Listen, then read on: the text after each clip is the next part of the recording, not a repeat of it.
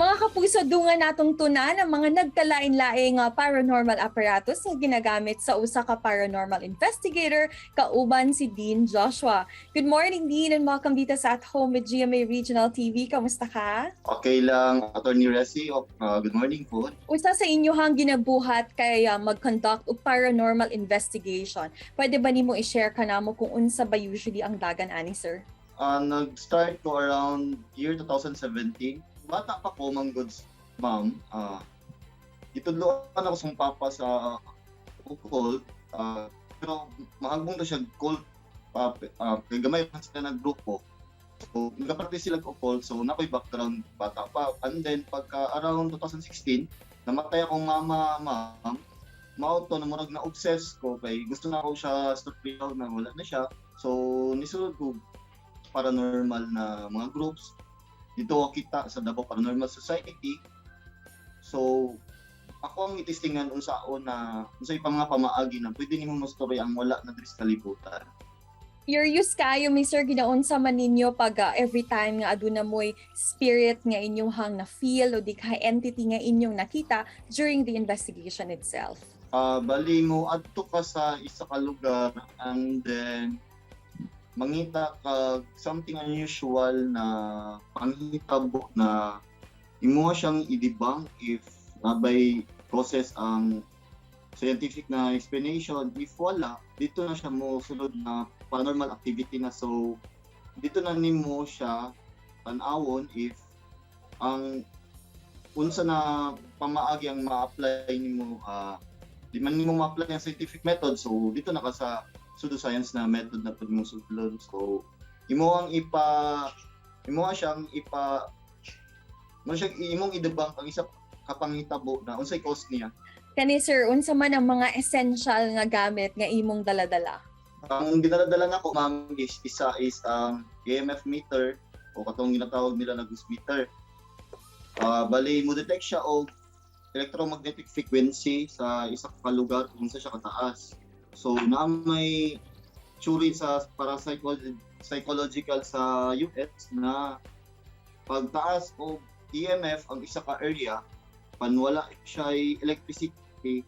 So it means na naay something sa isa ka lugar like naay anomaly like walay kuryente sa isa ka lugar and then taas yung meter bali mo 3 siya or 4 and then pag naay pag mataas ang frequency, so something na naay entity sa isa ka lugar. Basta wala lang siya kuryente.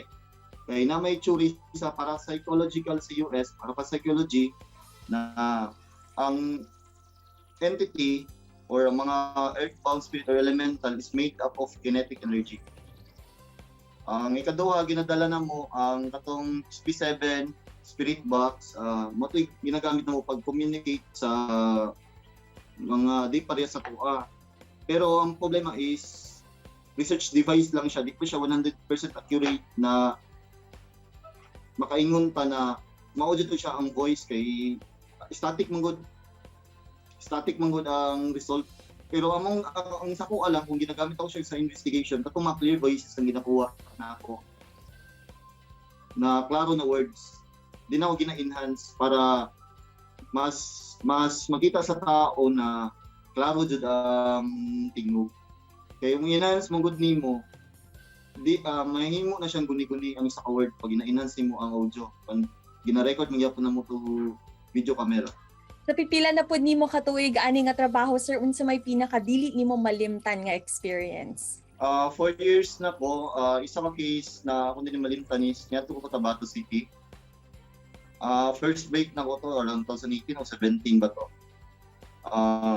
Ang case is namatay ang anak.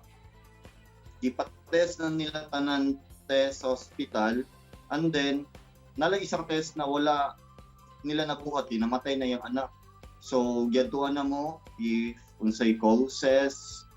Primero aside sa mga gamit, gamitan sa namo to pseudoscience kay para mabalaan na mo sa pikas na po na side. Kay duha na siya, scientific o pseudosciences among ginagamit.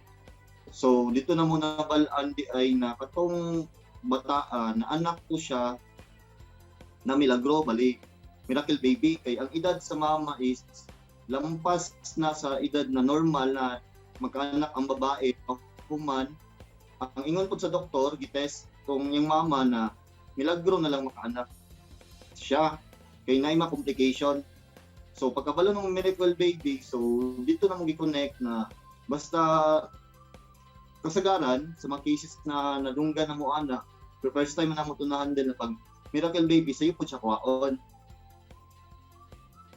And then gigamitan din ako mga gamit na kung na connect na mo na napadyo dito ang bata every morning, afternoon o panihapon gina-servean man nila pagkaon, ginasabay man nila sa ilang pagkaon, utangan nila pagkaon ng altar. So among gi-advisean na mami, stop na ma'am, i-let go na siya kay dako man gud na siya dako og problema na maka-affect diri sa atuang kalibutan sa mga tao kay dapat dito na siya sa spirit world kung asa dapit na siya nabilong. So dili na balance ba, like siya depressed na nanay mga dili maayo na nahitabo silang balay, mga negativity nagsunod ug naman po to siya bayaw na pare ginay ug may si ma'am karon sukad ato na uli-ulian na nagyapoy hurt kay syempre only daughter nila, pero at least naka-move on na siya, nakabalik na siya to work. So dako kung salamat ato kay nakatabang kun diri sa tao. Dagan kaayong salamat Sir Dean sa paghatag sa imuhang panahon karong buntaga.